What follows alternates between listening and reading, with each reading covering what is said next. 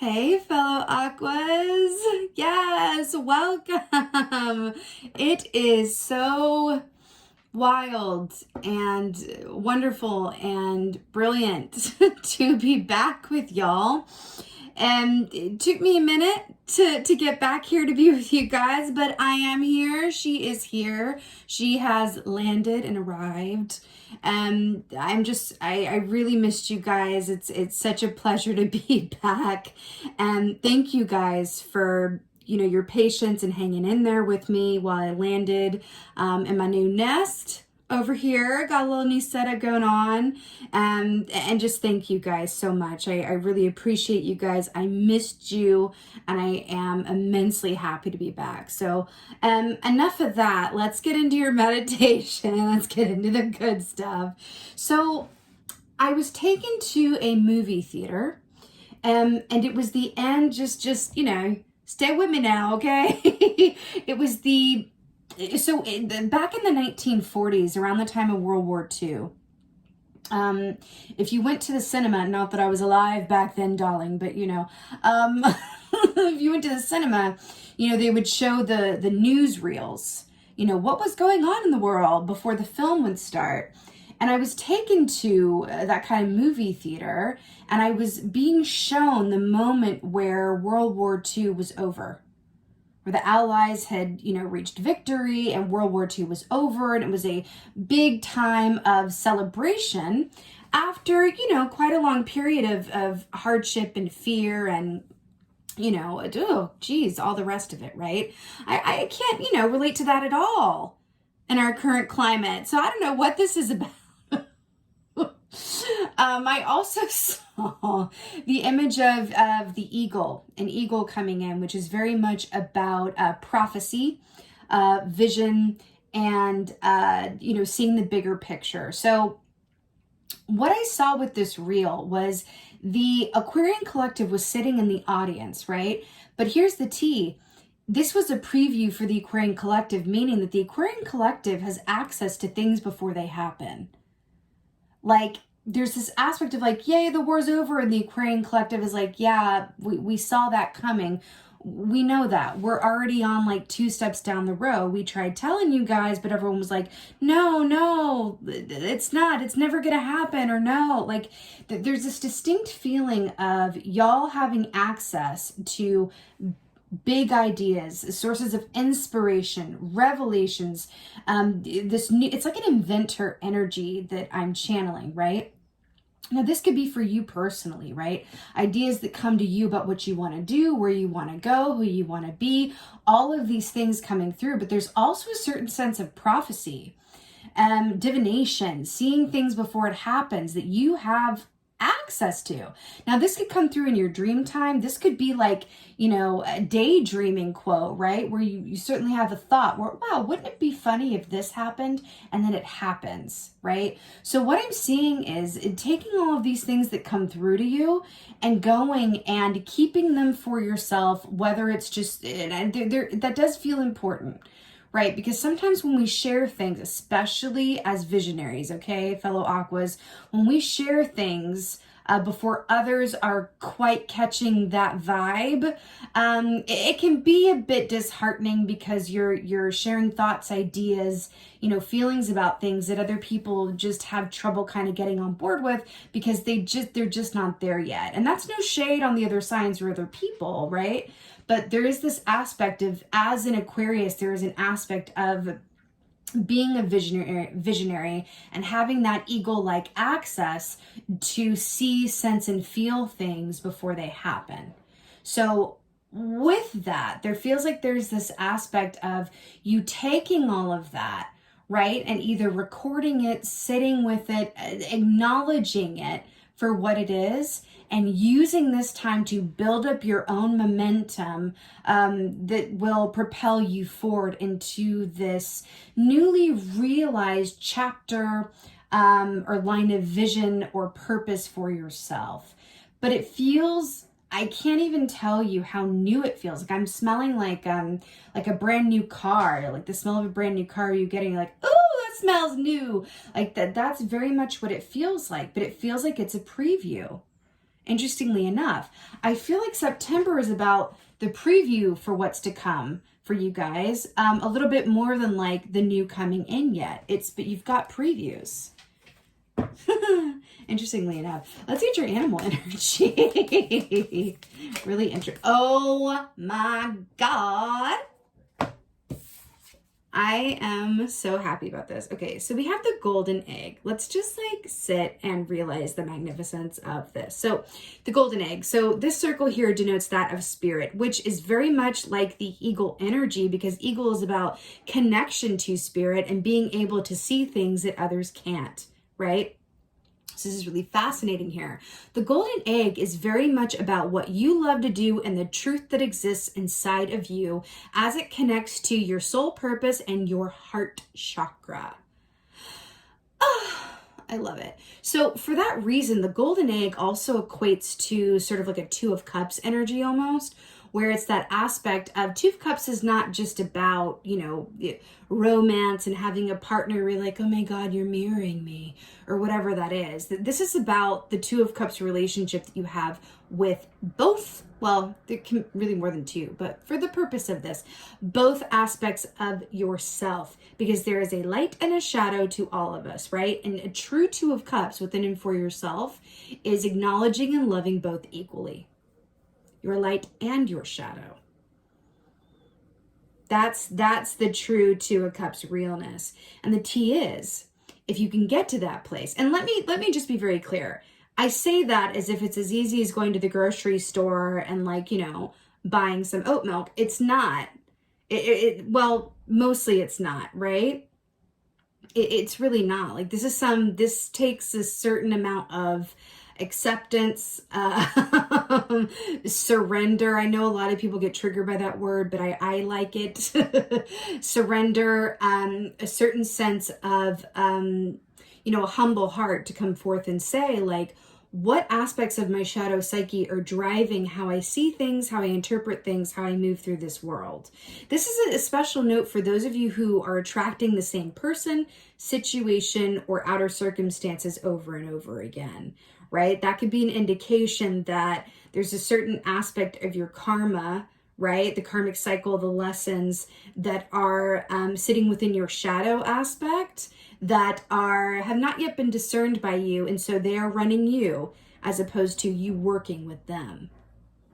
But this is also about loving the work that you do, darling. The golden egg. This is the T. This is finding what you're really good at and you love to do and then sharing it with the world. Okay. Let's see what's going on for my Aquarians. Woo! Oh, really? You don't say. I can't with this, but I will. Six of Wands. Listen, traditionally speaking, Six of Wands is about victory. It's about the kind of victory that others can see, feel, and witness. Okay, the Wands rule the realm of action, what we're passionate about, the steps that we take, the steps that we don't take, how we move through this world from a seat of desire, purpose, and intention, right? Now, did I not say that there is a very distinctive, you know, inventor energy, right? A visionary energy. And then we have, look at this, someone, what is this thing called? Is this a beaker? Someone brewing up a snake in a beaker and making things happen and all, you know, alchemical like. This is what it is. But I want to point something out because this feels very important to say. First of all, the snake is very much about transformation and shedding that old skin, right? But I feel like this is about the alchemical process of that shedding of skin, right? Again, that shadow aspect with the light, integrating both of them, right? For greater purpose. And so that you're able to work with the aspects of you that are darker or unwanted, or especially the ones that you don't want to look at. Because when we don't work with those, when we don't welcome them into the spotlight, as it were, right, to be integrated or acknowledged as they are, that's when they end up subconsciously affecting your decisions and choices. Okay? Take that straight from me, okay? Of that I know to be true. Caw, okay? So there's also an aspect of this as well as someone working alone in their laboratory, brewing up the next best thing. But look, there's no audience. Okay. It does feel like this is a lot about, what you do individually in your own time and space. Okay. There's an aspect of that. I feel like something is brewing. Something is brewing. Something is brewing. I feel like there's an idea that wants to come through, but in order to access it, that needs a certain amount of time and space to hear and heed the call. Okay. Oh. Okay. So we got, look at this big cup and the two fish. So we got 5 of cups here. Now, traditionally speaking, 5 of cups is about perception. Okay. 5 of cups is how you see things. Where is your focus, right? Because remember, traditionally, this is the 2 cups that are standing upright, right? And then 3 cups that have fallen over and spilt on the ground. And then the viewer is focused on the 3 that have spilled as opposed to the 2 that are in the upright. Now remember, 5 is the number of change, which also connects it to the snake energy there, which is about change and healing, right? And magic, all the things. So there's an aspect here I feel like of, because we were talking about integrating those aspects of yourself and then also being open and available for these new ideas and inspiration that want to come through to you. And I feel like that's what's being symbolized by the bird here. I feel like the 2 fish are what we're just talking about with the light and the shadow aspects of you. And I want to put this in your thought tank to think about. I have a feeling that whatever this great idea is or source of inspiration, this doesn't have to be like, you're the next Nikola Tesla about to create a new source of like energy that's going to like run the world and, whatever have you. This can take a lot of different forms. This can be about getting the inspiration on how to solve something, a problem that's like long eluded you. This can be a lot of different things, right? But I have a feeling that the answers to that are in your shadow side. So let me give you a quick example of this. So let's say that start with what is your biggest fear? Because oftentimes that is the movie, ticket into the theater of your shadow side. So if your shadow side is the movie theater, right? How you get in, right? The ticket, the admission ticket is asking yourself, honestly, what is my biggest fear? So let me give you an example. Let's say that your biggest fear is fear of abandonment. Okay. Oh, I just got shivers. I feel like that's definitely for somebody's, plural. Let's say that that's your fear. So your ticket is, okay, what's my biggest fear? Okay. Fear of abandonment. Okay. I'm into the theater. So I'm going to sit in this, metaphorical movie theater of my shadow self. And I'm going to look at this screen.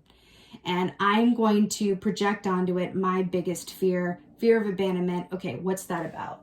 And then an image of you as a child comes up. And let's say that you were abandoned by, in a certain relationship when you were younger, by your parents or, by yourself even, whatever that is.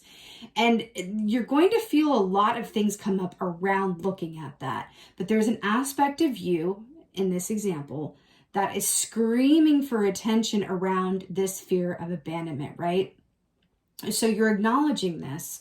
And in doing so, you start to piece together what choices you've made in your life that have stemmed from you not being abandoned again. You trying to avoid being abandoned, right?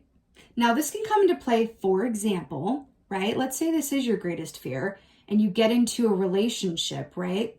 And you're so afraid of being abandoned, but it's in the shadows. You're not actively aware of that this is affecting you. It's subconsciously affecting you because it hasn't been dealt with, right? I don't like the word dealt with, but you know what I mean. Hasn't been integrated. And then your partner starts to manifest really good things in their life, a new job, travel opportunities, whatever that is. And you react from a place of, oh my God, like that's terrifying. As opposed to being happy for them, you're terrified. Why? I don't know why. I just am. I don't know why. I don't know why I'm not happy for you. I wish you'd stay where you are and be at home and be here with me. Well, what's on that movie theater screen? Ah, yourself as a child comes forward and says, I really am just afraid that they're going to abandon me with these new experiences that are coming in. They're going to meet someone else. They're going to meet somewhere else that they would rather be, whatever. So that's just an example of what we're talking about here. And I feel like that's what the Five of Cups is asking you to do, right? Be a scientist about how you see things in your perception. I'm hearing the term perception check. Perception check. Perception check. Aisle 9. Also, these are also two receptacles, right? With the beaker and the cup here. I'm telling you, there is an idea for something. So to finish that analogy, so you get clear on what that is. It's my inner child. Oh, it's when, my parent walked out at this age, or it's when this person left me, or this person died on me, or whatever it is. And you've integrated that. And then within that, you're like, oh my God, I have this idea. What if I wrote about that and published it, and I started a blog about, loss and whatever it is? You have an idea. Or, oh my God, that's what's been keeping me from making this decision about this. Oh my God, I said no to that opportunity because I was afraid of losing the person I was with, that they wouldn't want me anymore if I went off and did that, whatever it is. You start creating these connective links once you're clear on what that greatest fear is and what that shadow aspect of yourself is, how that's influencing you subconsciously. And from that, there is the light of inspiration, clarity. And then from there, you start manifesting really different stuff. Right? This is kind of deep, Aquarius, for a first one back. But hey, what else is new with y'all, right? It's always, Oh! I just got shivers.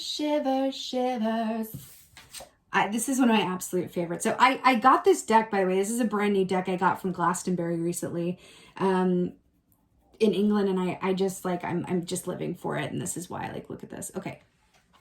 So this is the Spirit of Wands. So this equates to the Knight of Wands, which is really, really interesting. Given, I feel like we're looking at a diagnostic, right? Like an ABC and a 1, 2, 3. The Knight of Wands is fast forward moving energy from a seat of passion, purpose, and intention. That's what the wands are all about, right? Passion, purpose, intention, like we said with the 6.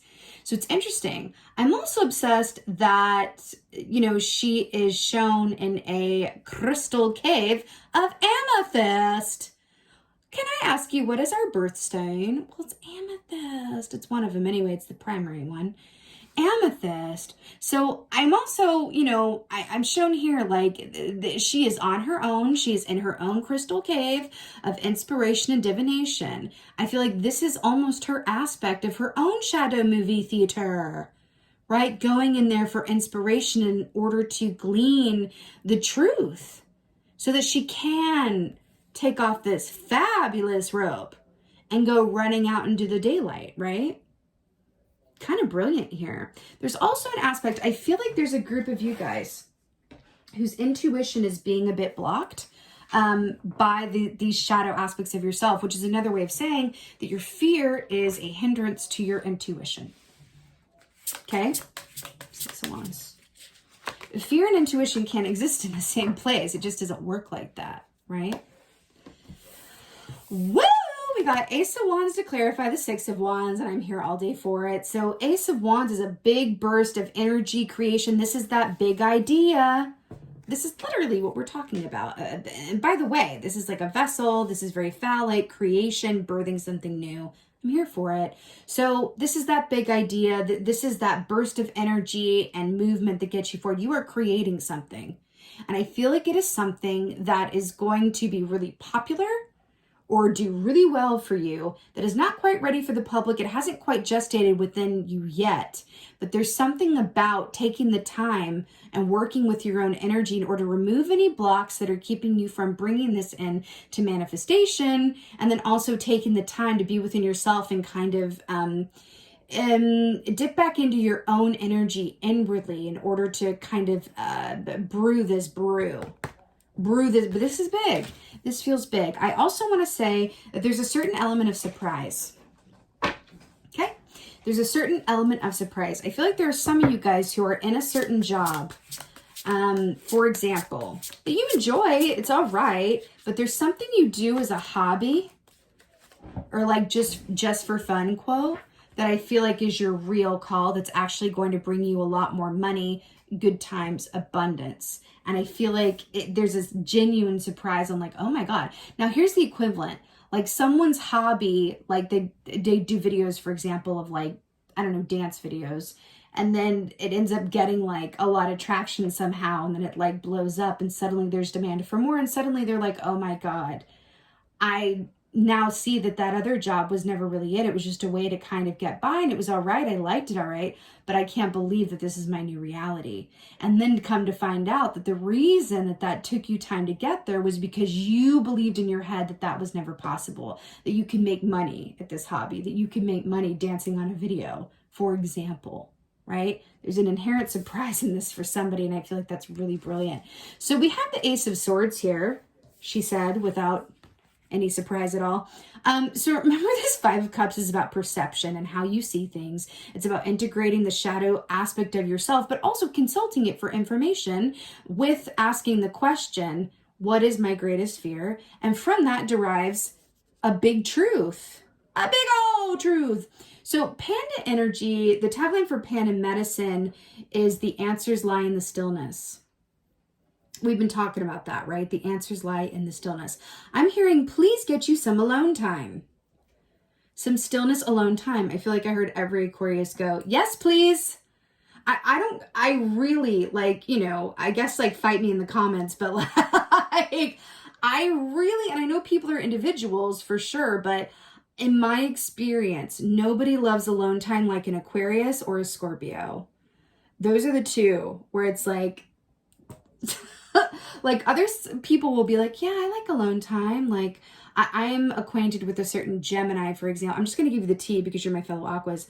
I'm acquainted with a fellow, or not a fellow, but I'm acquainted with a Gemini who says that they like alone time. And I was like, oh my God, okay, great. Like me too. Like, but it's not the same kind of like, we take alone time to like a professional level, because we don't enjoy anybody's company more than our own. Now, the key is finding someone else whose company we enjoy as much as our own.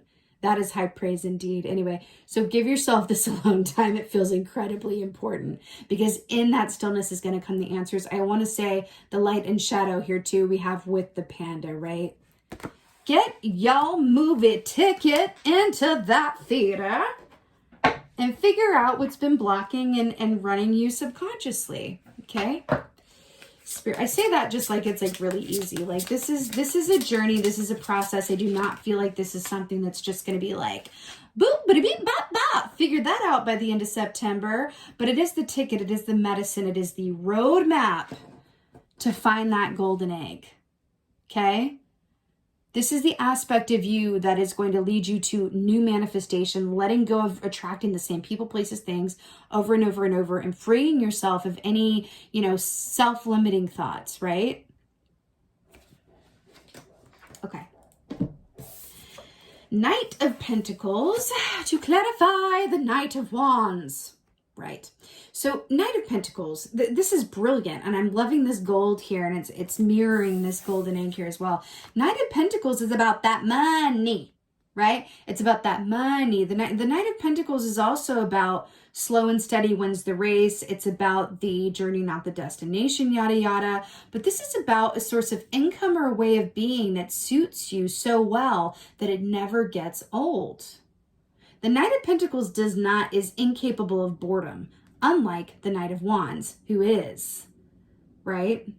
So there's an interesting balance and aspect here where if you go inside yourself to seek the truth through an intuitive and emotional and practical lens of what exists within you that really wants to be manifested into your physical reality, whether that's a job, a relationship, or a new way in which you talk to yourself or you know, live your life, that is what leads to, you know, the long-term realization of, wow, that feeling of I am on my highest and best path. Let me tell you something.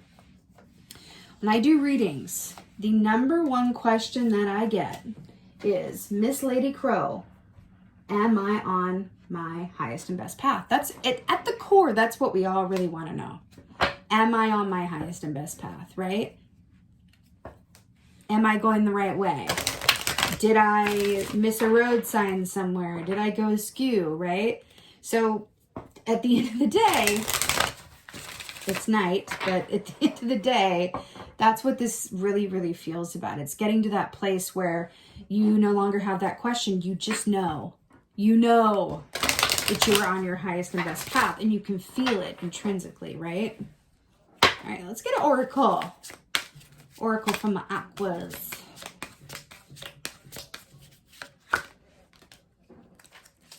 Oh, I am so here for this. Okay. So we have the High Lord of gratitude and service, selflessness, humility. We brought up that word before, right? Conscious action, the number 2. So I'm really loving this. So the High Lord of gratitude and service. So this is very much about perception. So I was channeling this earlier with the collective energy. So not a shock at all that it's coming up here, but when you adjust your, and this is cliche for a reason, but when you adjust your attitude to that of gratitude, right? Your physical reality transforms. If you don't like what you're seeing, if you don't like what you're experiencing, go to gratitude. That is the other ticket in order to transform your physical reality and internal state. Gratitude. And if you're in a place where it's difficult, gratitude is difficult to come by, then even more reason to take that time, because we've got, this beautiful Buddhist energy here of taking that time to, come outside of your egoic mind and your human sense of attachment and click into the truth of what is available to you via your intuitive knowing and spirit, right? Adjust that attitude to gratitude. The true enemy, your true enemy is your perception, right? It can be your greatest strength or your greatest downfall. How are you seeing things? Check your vision. Vision check. Vision check and a vision quest, right? But there really is something about that for you guys. And at the end of the day, I forget where I heard this from. I heard it a long time ago, and I found it to be very, very true. That whenever I am feeling down in the dumps, or I have a certain unhappiness or discontent with my life, when I help other people, I always feel better. Whether it's giving advice or volunteering, that always works, volunteering, because that is the best way to shift your perspective. Volunteer and help others who are less fortunate than you. That's the real tea. But that perception check, that shift into gratitude, that makes you a vibrational match for your highest and best good. That is the tea. That is the real secret, okay? I absolutely love this. Guys, this was such a wild ride. I'm so happy to be back with you guys. Would you please do me a favor? Would you let me know in the comments how y'all doing? What y'all been up to? What have I missed? How is this landing? What's going on? I'm going to leave you with this. I almost don't want to leave because I feel like it's been so long and I could sit here forever with you guys, but I have other signs to do, so I must fly away. But don't worry, I'll be back with y'all real soon.